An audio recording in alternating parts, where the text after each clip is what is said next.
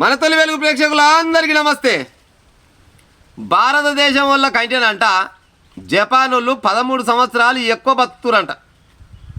ఎంత 13 సంవత్సరాలు ఎక్కువ బతుకులు మనకంటే జపాన్ వాళ్ళు. అంటే మనకంటే ఆలే జీవితం ఏంది బతుకు విషయంలో ఆలేనయ్యామంట.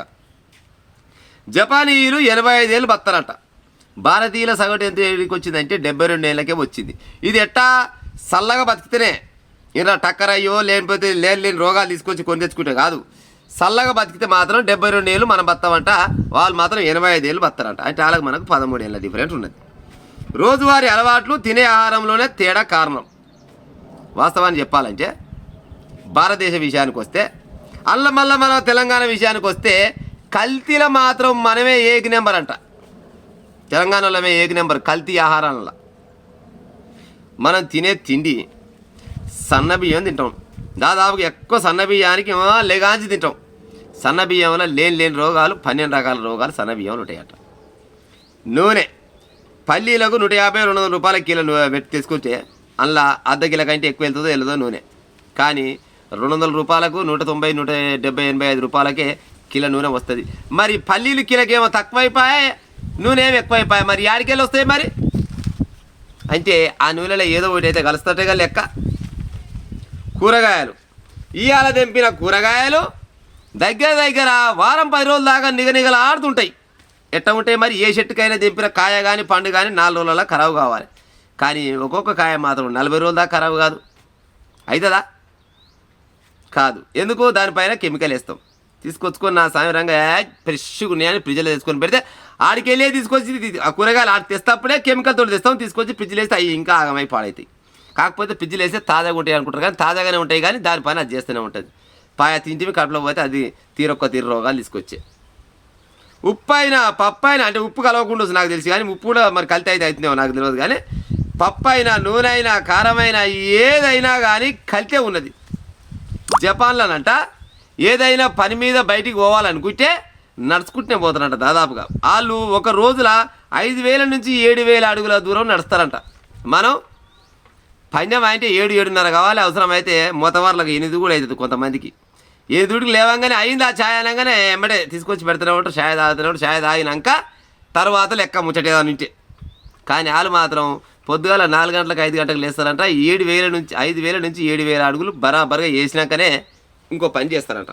కానీ మనం ఆ పని చేయం. ఇంకేటికైనా దూరం పోవాలనుకుంటే సైకిల్ తొక్కుకుంటూ పోతారంట జపాన్లో. మన దగ్గర సైకిల్ సడేలు అయ్యి ఎన్ని రోజులు అయినా పాడైపోను. బుడ్డ పిల్లలే అక్కడక్కడ దొక్కుతారు అంతే. అయ్యో డిజైన్ సైకిల్ వచ్చినాయి ఈ కాలాన. కానీ ఆ బుడ్డ పిల్లలు దొక్కబడితే సైకిల్ కానీ జర్ర ఒక ఏజ్ మీదకి వచ్చిన పోరగాడు సైకిల్ అంటే పాడైపోను. సైకిల్ మీద పోతాను నేను. బండి ఇస్తా పోతా, లేకపోతే నువ్వే పోయి తెచ్చుకోపా అంటాడు. ఏడికి పోయినా వాళ్ళు దగ్గర ఉన్న మామూలుగా 10-15 కిలోమీటర్ల దూరంలో పని పడితే సైకిల్ వేసుకొని జపాన్ వాళ్ళు సైకిల్ మీద పోతారంట. అదే మనమైతే కారు బైకు అంతే. కారు అన్న కావాలి, బైక్ అన్న కావాలి, లేకపోతే చేసుకోపోయి పని మేము చేసుకోమంటారు. అవసరమైతే అయ్యమ్మనైనా పోయి నడుచుకుంటూ పోయి తెస్తారు. కానీ పొరగాలు మాత్రం చేసే కాలం లేదు, పోరు దాదాపుగా. అంటే మన తనువు కంట మనం ఎలాంటి కష్టం చేస్తలేమంట. అంటే కష్టం చేస్తే వాళ్ళు చేస్తారు, మళ్ళీ లేనిపోయిన పరిస్థితులు పెట్టకూడదు. అంటే భారతీయులు కష్టం చేయాలనుకో మాట కాదు. కానీ వ్యాయామం అనేది తక్కువ చేస్తామంట. తిండి విషయానికి వస్తే మాత్రం నాలుగని మాత్రం అదుపులో పెట్టమంట. ఏ దొరికితే అది నోట్లో పడేస్తే పాడైపోయినది. కడుపులో పోయినాక అది కన్న తిట్లు తిడుతుంది. అది తీరు రోగాలు తీసుకొచ్చి పెడుతుంది.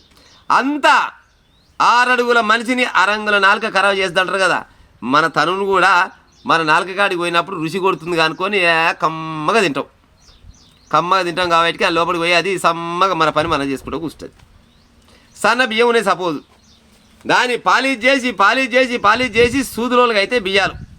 ఆ సూదులో బియ్యం తీసుకొచ్చి ఉడకబెడతాం. ఆ ఉడకబెట్టినాక ఏమన్నా గంజి అంతా మొర్రవార పోస్తాం. అవి పందులు తినేమో పందులు లేక మంచిగా దిప్పడంగా అవి అవుతాయి. మనం మాత్రం పీని కొరికి అవుతాం. అవునా కాదా? సన్న బియ్యం తింటే పాడైపోయినా ఏమి లేదట.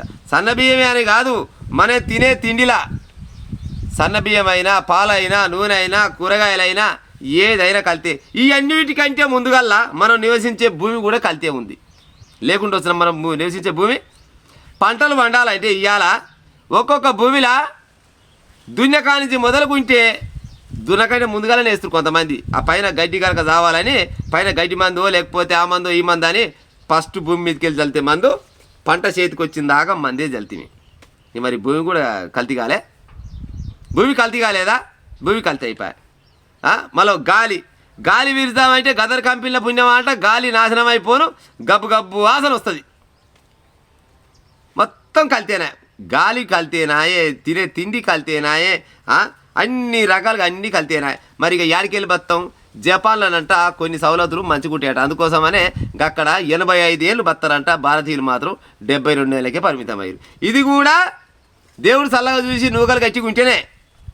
లేని రోగాలు తీసుకొచ్చుకొని లేకపోతే యాక్సిడెంటే చేస్తే దానికి చెప్పలేము. కానీ ఇంకో గట్ల ఉన్నది. అంటే కొంతమంది ఏమనుకుంటుంటే ఏ అమ్మాయికి మస్తు చెప్తారు ముచ్చట, మస్తు చెప్పినా చెప్పకున్నా కానీ ఏదైనా కానీ ఆరోగ్యం తర్వాతనే లెక్క.